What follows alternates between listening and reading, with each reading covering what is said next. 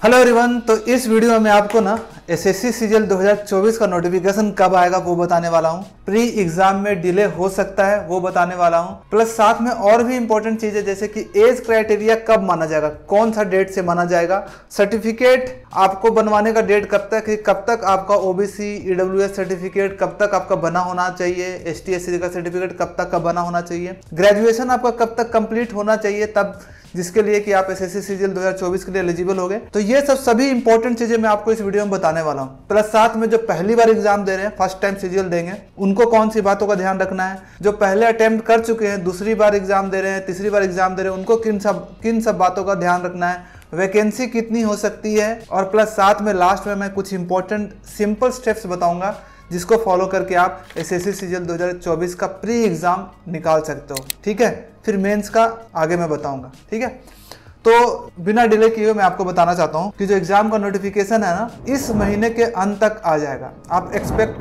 कर सकते हो कि 25 तारीख से पहले आपका सीजीएल 2024 का नोटिफिकेशन आ जाएगा। ठीक है, प्लस साथ में क्या इसके वजह से एग्जाम डिले होगा, तो डेफिनेटली कुछ ना कुछ एग्जाम डिले होगा, पर बहुत ज़्यादा डिले नहीं होगा। एग्जाम के लिए आपके पास बहुत ज़्यादा टाइम नहीं है, लगभग 3-3.5 महीने का टाइम ही है, लगभग 100 दिन के आसपास का टाइम है, 100-110 दिन के आसपास टाइम है। इतने दिन में ही आपको अच्छे से तैयारी करनी है। अगर आप सोच रहे हो कि नोटिफिकेशन आएगा फिर उसके बाद तैयारी करोगे, तो सोचो कि फिर आपके पास नहीं है, आप नहीं कर सकते। अगर आपका पहले से तैयारी है, पहले आप कोई पोस्ट ले चुके हो या फिर बहुत अच्छी तैयारी है, तब आप कर सकते हो इतने दिनों में। लेकिन अगर आप पहली बार तैयारी कर रहे हो तो इतने दिन में नहीं होगी। अब वैकेंसी की बात करते हैं कि कितनी वैकेंसी आ सकती है, तो 15,000 प्लस वैकेंसी डेफिनेटली आने वाला है। तो बहुत अच्छा अपॉर्चुनिटी है।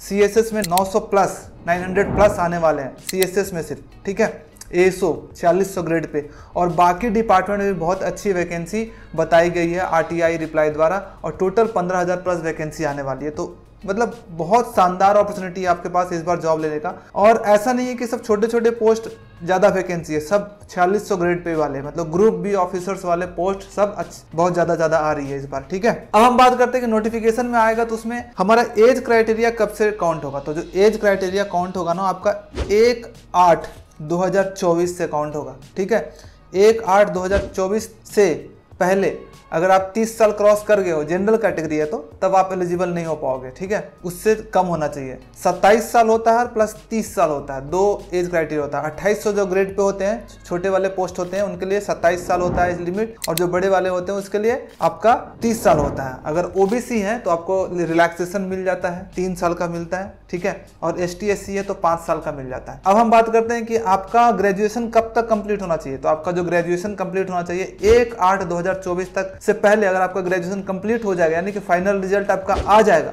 तब आप एलिजिबल हो। मतलब एग्जाम अगर आप पढ़ रहे हो, अभी आप ईयरिंग हो, 1/8/2024 से पहले या फिर उस दिन भी अगर आपका रिजल्ट आ जाता है तो आप 2024 के लिए एलिजिबल हो, आप एग्जाम दे सकते हो, आपका डॉक्यूमेंट वेरिफिकेशन सब चीज पास होगा और आपको जॉब भी लग सकती है। लेकिन अगर आपका उससे बाद रिजल्ट आता है तो ऐसा नहीं कि आप एग्जाम नहीं दे सकते, एग्जाम दे सकते हो, लेकिन आपको डॉक्यूमेंट वेरिफिकेशन में आपको रिजेक्ट कर दिया जाएगा बस। ठीक है, और ऐसा कोई दिक्कत नहीं होगा, आप एग्जाम दे करके एग्जाम का एक्सपीरियंस ले सकते हो। ठीक है, अगर आपका बाद भी रिजल्ट आता है, लेकिन एलिजिबल वही होंगे जिनका 1/8/2024 से पहले आपका रिजल्ट आ गया होगा, ग्रेजुएशन का रिजल्ट आ गया होगा, वो एलिजिबल होंगे। अब हम बात करते हैं ST SC OBC certificate EWS certificate कब तक बना होना चाहिए। जो उसका कट ऑफ डेट होगा ना, आपका जो फॉर्म भरने का लास्ट डेट है, तो मान सकते हो कि जुलाई, अगर कभी भी आता फॉर्म तो 1 महीने के लिए आता, तो अगर 25 तारीख के आसपास अगर आपका 25 जून को आता तो 25 जुलाई तक आपका डॉक्यूमेंट बना होना चाहिए, एसटी एससी ओबीसी सर्टिफिकेट ऐसे बना होना चाहिए। तो अगर आपने अभी तक नहीं बनाया तो अभी से भी बनवाने के लिए दे दो, ऐसा मत सोचना कि बाद में बनवाएंगे, फिर आपका कोई वैलिड नहीं होगा। और कुछ चीजें बता देता हूँ। ओबीसी सर्टिफिकेट जो होता है, जो कट ऑफ डेट होता है, यानी कि लास्ट डेट फॉर्म भरने से उससे 3 साल पहले तक का ओबीसी आपका चल जाता है। ठीक है, उससे 3 साल पहले तक का अगर आपको ओबीसी बना हुआ है तो आपका चल जाएगा, उससे पुराना नहीं चलेगा।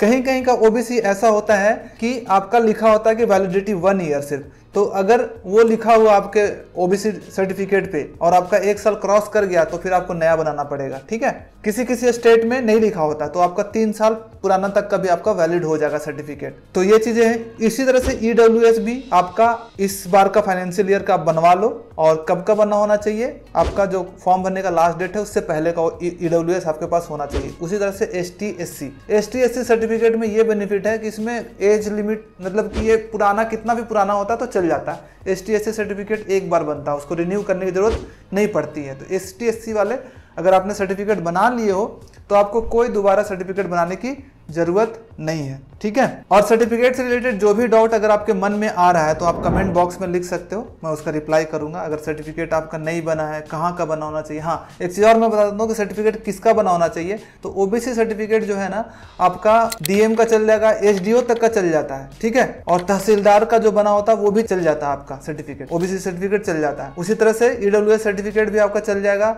और ST/SC सर्टिफिकेट तो शायद DM से बनता है, वो चलेगा, ठीक है।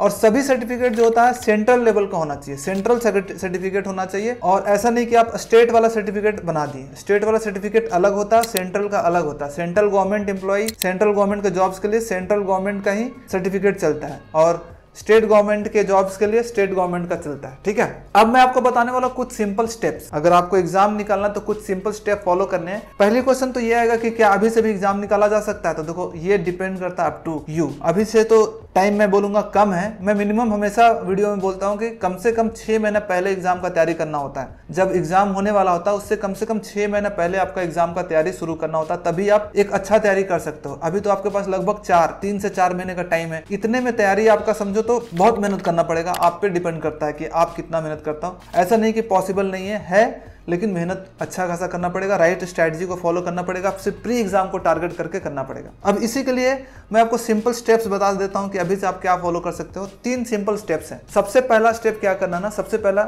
और किसी को स्किप नहीं करना आपको, सबसे पहला स्टेप करना आपको गोल बनाना है कि मुझे कौन सा पोस्ट चाहिए। एक पोस्ट एक फिक्स कर लो कि मुझे ये पोस्ट चाहिए, ठीक है। लगेगा कि ये मैंने पोस्ट फिक्स कर लिया पर पॉसिबल नहीं है, तो स्टार्टिंग में तो हमेशा सबको लगता है, ठीक है, कि पॉसिबल नहीं है। कौन सा पोस्ट चाहिए प्लस साथ में प्री एग्जाम में मुझे कितने मार्क्स लाने हैं। अगर कुछ नहीं समझ में आ रहा था 200 मार्क्स में आप अंदाजन, मैं बोल रहा हूँ कि आप 160 170 का मार्क्स सेट कर लो कि मुझे 170 लाने हैं, ठीक है, एग्जाम में। दूसरा काम क्या करना होता है, आपको अपना सिलेबस कंप्लीट करना होता है। धीरे धीरे करके आपको सिलेबस कंप्लीट करना है और साथ में रिवीजन करते रहना है, ठीक है। आप सिलेबस कहाँ से कंप्लीट करोगे, सिलेबस आप जहाँ से भी पढ़ रहे हो, एक कोई बैच ले सकते हो वहाँ से कर सकते हो, या फिर कहीं से खुद से पढ़ रहे हो वहाँ से कर सकते हो। पहले पढ़ चुके हो वहाँ से सिलेबस कंप्लीट करना, लेकिन चैप्टर वाइज एक एक करके आपका सिलेबस कंप्लीट करना, प्लस साथ में रिवीजन बोल रहे हैं, उसको ध्यान रखना कि बहुत सारे लोग सोचते हैं एक बार सिलेबस कंप्लीट कर देंगे फिर रिवीजन करेंगे। ऐसा करोगे तो कभी भी सिलेक्शन नहीं हो पाएगा। आपको पढ़ते जाना है, साथ साथ में रिवीजन करते जाना है। और अगर आपको कुछ नहीं पता है कि कहाँ से मुझे अपना सिलेबस कंप्लीट करना है, कैसे करना है, तो आप मेरा टेलीग्राम चैनल ज्वाइन कर सकते हो, गोल्डन ASO, जिसका लिंक मैं डिस्क्रिप्शन में डाल दिया हूँ। यहाँ पे मैं ना फ्री वीकली टारगेट भी दे रहा हूँ CGL 2024 के लिए। तो आप हर वीक के हिसाब से एक वीक में मैंने टास्क दिया है कि मैथ्स में ये कंप्लीट करना है, इंग्लिश में ये कंप्लीट करना है, और साथ में फ्री वीडियोस के लिंक भी दिए हैं। तो फ्री वीकली टारगेट दिया है, आप मेरे टेलीग्राम चैनल पर ज्वाइन करके वहां से कर सकते। साथ में अभी कुछ दिन पहले, 7 दिन पहले 120 डेज का टारगेट मैंने स्टार्ट किया था SSC CGL 2024 के लिए कि 120 दिन में CGL मुझे कंप्लीट करना है। तो वो ऑलरेडी 7 दिन हो चुका है, तो उसका भी मैं लिंक डाल दूंगा, लेकिन वो सिर्फ 1 या 2 दिन के लिए ओपन रहेगा। जिसको ज्वाइन करना कर सकते हो, नहीं तो फ्री ऑलरेडी दिया हुआ है। फ्री में ऑलरेडी हमने 20 वीक कंप्लीट कर चुके हैं। आप वीक 1 से स्टार्ट कर सकते हो, ठीक है। तो दोनों आपके पास ऑप्शन है, जो करना चाहोगे आप कर सकते हो। आपको सब चीज अच्छे से पता रहेगा कैसे कंप्लीट करना। तो पहला आपका गोल डिसाइड करना, दूसरा आपको सिलेबस कंप्लीट करना, जहां से भी करो अच्छे से करना। तीसरा काम जो कि इंपॉर्टेंट है कि आपको प्रीवियस ईयर क्वेश्चंस बनाने हैं चैप्टर वाइज। एक चैप्टर पढ़ लिया, उसको रिवाइज कर लिया, उसके प्रीवियस ईयर लास्ट 5 साल के क्वेश्चन बना लिए। कोई भी बुक आप फॉलो कर सकते हो, किरण पब्लिकेशन की बुक्स आती है प्रीवियस ईयर के TCS पैटर्न के, आप उसको फॉलो कर सकते हो। अदर बुक आपके पास कोई प्रीवियस ईयर का है आपके पास, वो है, उसी से बना सकते हो, लेकिन चैप्टर वाइज होना चाहिए। जैसे परसेंटेज पढ़ा तो परसेंटेज के क्वेश्चंस मैंने वहां से कर लिए, कम से कम 150-200 क्वेश्चन आपको करने हैं प्रैक्टिस, ठीक है, हर चैप्टर पे। उसी तरह से मान लो आपने नॉन पढ़ा तो नॉन के क्वेश्चन प्रैक्टिस कर लिए, प्रीवियस ईयर में कौन कौन सा आया हुआ है। रीजनिंग का कोई चैप्टर पढ़ा तो उसके 100-150 क्वेश्चन प्रैक्टिस कर लिए प्रीवियस ईयर के। बस इतना काम करते जाओगे हो जाएगा। प्लस साथ में जो इंपॉर्टेंट है वो मॉक टेस्ट है। आपको रेगुलर मॉक टेस्ट लगाते जाना है, ठीक है। मॉक टेस्ट नहीं लगाओगे आपका मार्क्स इंप्रूवमेंट होगा ही नहीं, आप में इंप्रूवमेंट होगा ही नहीं। आप सोचोगे कि मॉक टेस्ट में लास्ट में लगाऊंगा, लास्ट 15 दिन 20 दिन में, तभी भी आपका सिलेक्शन नहीं हो पाएगा। आपको अभी से ही मॉक टेस्ट लगाना शुरू कर देना चाहिए। अभी क्या करो कि वीकली एक मॉक टेस्ट लगाओ, सिर्फ समझने के लिए कि कैसा पेपर आता है। फिर जैसे जैसे आपका सिलेबस कंप्लीट होता जाए ना, तो नंबर ऑफ मॉक्स बढ़ाते जाओ, और जितना कंफर्टेबल आपको लगे फिर वीक में 2 कर दो, फिर वीक में 3 मॉक टेस्ट लगाना शुरू कर दो। जब आपका सिलेबस पूरा कंप्लीट हो जाए तो हर दिन एक मॉक टेस्ट, और कभी कभी तो 2-3 मॉक टेस्ट भी डेली लगा सकते हो, और उसका अच्छे से एनालिसिस। कैसे मॉक टेस्ट आपको लगाना और कैसे एनालिसिस करना चाहिए उसका वीडियो मैंने यहाँ पे डाल दिया, लिंक नीचे डाल दिया, वीडियो आप देख सकते हो, ठीक है, वो जा करके। तो ये 3 स्टेप्स आपको फॉलो करने हैं। आपको सबसे पहले अपना गोल बनाना है, बिना गोल के आप कहीं नहीं जा पाओगे, कौन सा पोस्ट और कितने मार्क्स लाने हैं प्री एग्जाम। दूसरा स्टेप्स जो है आपको क्या करना है, सिलेबस कंप्लीट करना है। आप कहीं से भी सिलेबस अपना धीरे धीरे करके कंप्लीट करना है, नोट्स कॉपी बनाते हुए। नहीं समझ में आ रहा है, टेलीग्राम ग्रुप ज्वाइन कर लो, वहां से आपको पता चल जाएगा, ठीक है। तीसरा स्टेप्स की प्रीवियस ईयर क्वेश्चंस बनाने और रेगुलर मॉक लगाना। अब मॉक कहाँ से लगाना, ये भी बड़ी क्वेश्चंस आती है। मॉक आजकल बहुत सारे जगह पे ना फ्री वीकली मॉक टेस्ट होते हैं, जैसे ओली बोर्ड ये वो, ठीक है। लेकिन जो रेगुलर मॉक टेस्ट आप लगाओगे वो टेक्स्ट बुक का सबसे बेस्ट होता है। मैंने हमेशा टेक्स्ट बुक को ही फॉलो किया अपने प्रिपरेशन के टाइम पे। तो टेक्स्ट बुक का एक स्टैंडर्ड बना हुआ, उसका एनालिसिस वगैरह सब कुछ अच्छा होता है। तो आप टेक्स्ट बुक से मॉक टेस्ट लगा सकते हो, ठीक है। और वहाँ पे अगर आप टॉपर कूपन कोड यूज़ करोगे ना तो आपको कुछ डिस्काउंट भी मिल जाएगा। तो आप टेक्स्ट बुक से लगा सकते हो, अच्छा प्लेटफॉर्म है। बाकी फ्री जहाँ से भी मिले आप वहाँ से भी लगा सकते हो, लेकिन रेगुलर मॉक टेस्ट लगाना बहुत ज़्यादा इंपॉर्टेंट है। तो ये चीज़ आपको फॉलो करनी है, ठीक है, समझ गए। आई होप कि आपको समझ में आ गया होगा क्या क्या चीज़ करनी है। थोड़ा सा लेट तो हो गया, अगर अभी से प्रिपरेशन कर रहे हो तो थोड़ा लेट तो हो गया, लेकिन अगर अभी से भी अगर आपने चाह लिया और एक दिन भी विदाउट वेस्ट किए, अगर डेली कंसिस्टेंट होकर के पढ़ाई किए तो CGL 2024 प्री एग्ज़ाम आप निकाल सकते हो।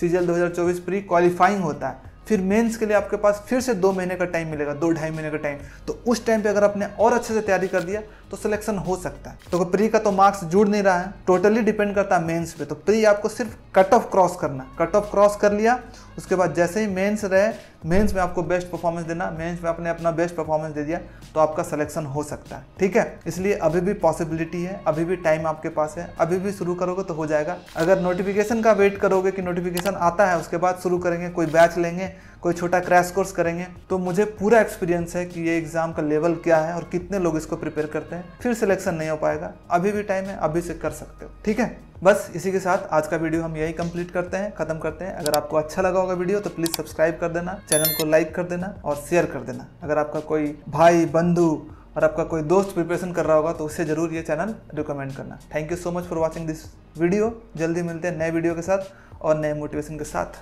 Bye bye.